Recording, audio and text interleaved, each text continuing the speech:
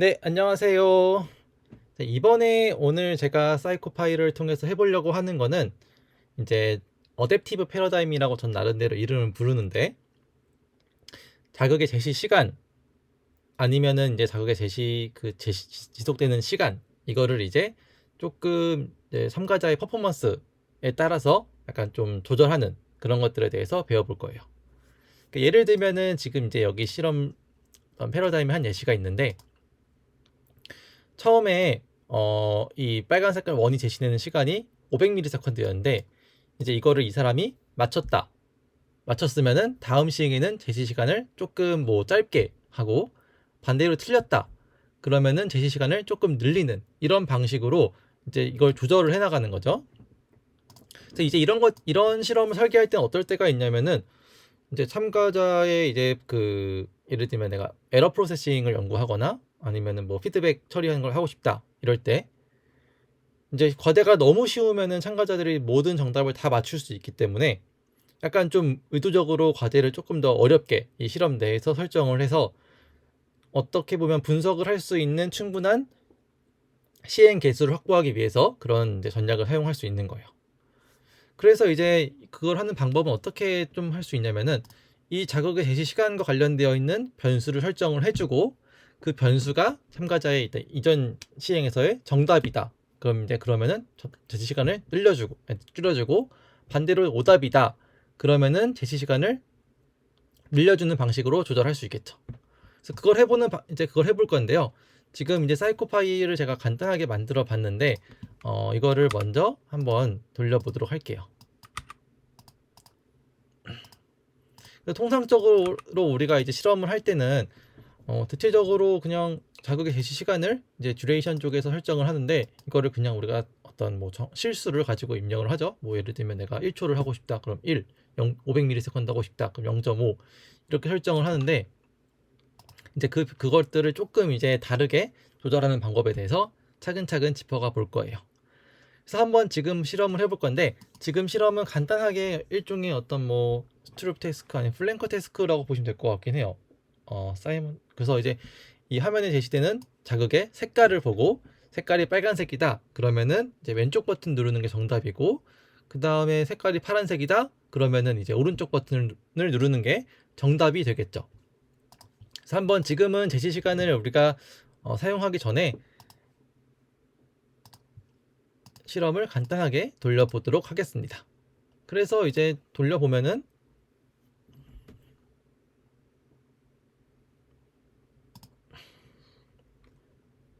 지금 파란색이니까 오른쪽, 그 다음에 오른쪽, 그 다음에 왼쪽, 그 다음에 왼쪽, 이런 식으로 실험이 되도록 설계를 해봤어요. 그래서 이제 여기서 보면은 한 가지 포인트는, 이 검사에서는 제가 피드백을 이제 넣도록 설계를 했는데, 이제 피드백 같은 경우에는 지난번에도 말씀드렸다시피 이 내가 반응을 받는 루틴에서 키보드 정답을 입력을 했어요. 여기 보면은 RESP라고 하는 제 키보드 프로퍼티에 여기 보면은 correct 리스토어를 정답을 이제 기록하도록 했죠. 그러면 이제 이 경우에 resp.corr이라고 하는 그 변수에 이제 이 트라이얼 루틴에서 정답인지 아니면 이제 오답인지 이것들을 기록을 하도록 할 거예요. 그래서 정답이다 그러면은 이제 resp.corr이 이제 1로 저장이 되고요. 반대로 이제 틀렸다 오답이다 그러면은 resp.corr은 이제 0으로 기록이 될 거예요. 그래서 지금 여기 있는 이 루틴에 적은 코드를 보면은 resp.corr이 1이다. 다시 얘기하면은 정답일 때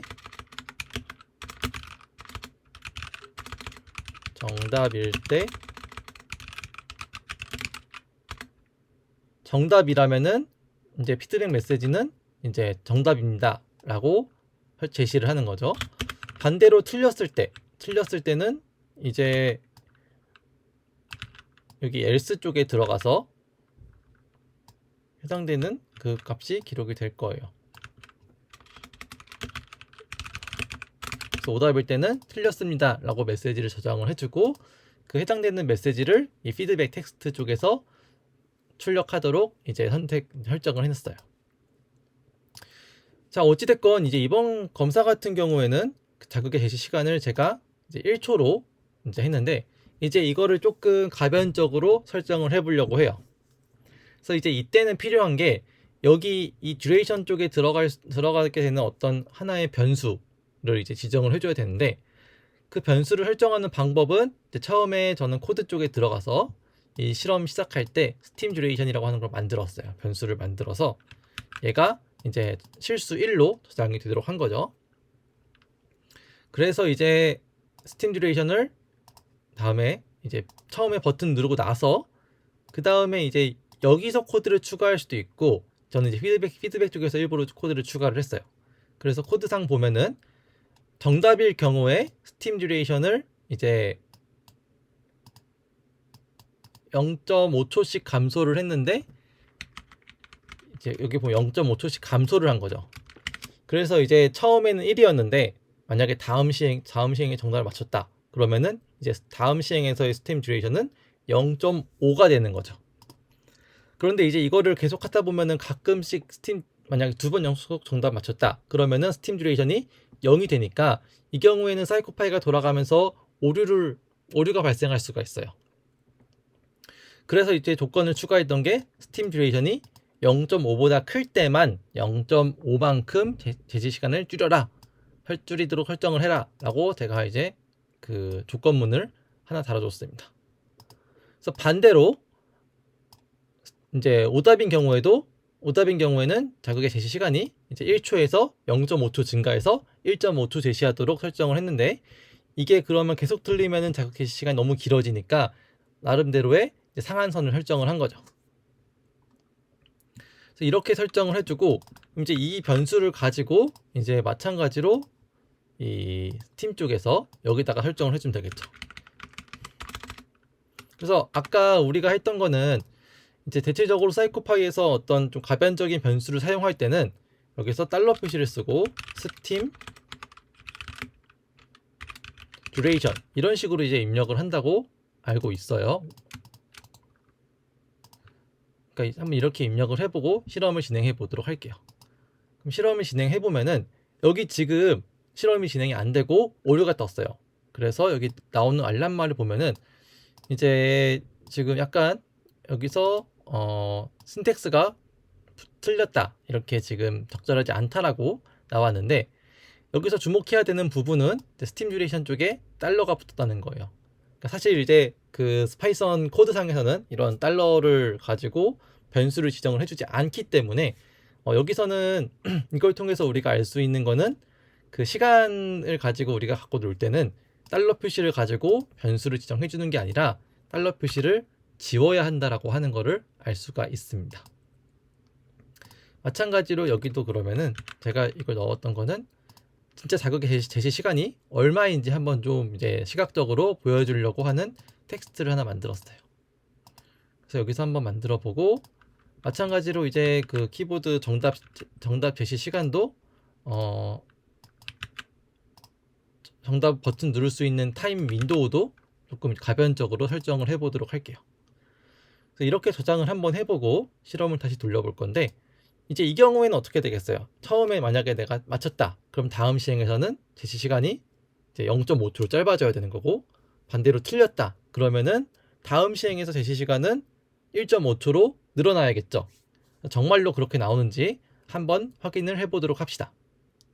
그래서 OK를 누르면은 제가 여기서 첫 번째 시행 때 안 눌러 볼게요. 틀렸습니다. 그 다음에 이번에도 틀렸는데 조금 시간이 길어진 거를 느낄 수 있으시죠? 그래서 지금 보면은 이제 누르고 하면은 좀 짧아지는 걸 알 수 있을 거예요. 다시 3번 다 맞췄으니까 다음 시간은 짧고, 이런 식으로 자극의 제시 시간이 내가 누르는 참가자가 누르는 그 반응의 정답 여부에 따라서 제시 시간을 조절할 수 있다는 거예요.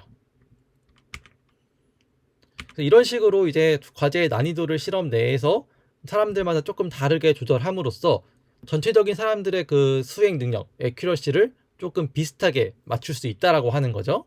그래서 이런 식으로 하는 실험 설계를 계획하신 분들은 이제 사이코파이에서 그 조심해야 되는 거는 이 시간 쪽에 변수를 입력할 때 달러 표시를 사용하지 않는다는 거, 그거를 좀 명심해 주셨으면 합니다.